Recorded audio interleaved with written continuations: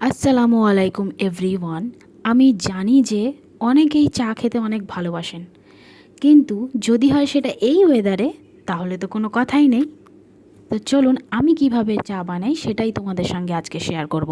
তো 2 কাপ পানি আমি এখানে নিয়ে নিলাম, আর এতে আমি পাউডার মিল্ক গুলে নেব।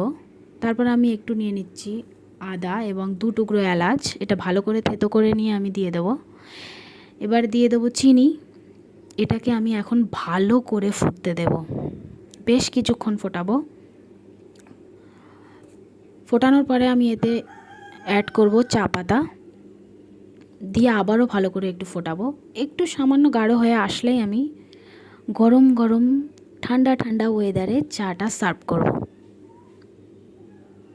তো এদিকে ওয়েদারটা দেখো অসম্ভব সুন্দর, আর এদিকে দেখো ও খাওয়ার জন্য পাগল হয়ে যাচ্ছে। তো টাটা, বাই বাই।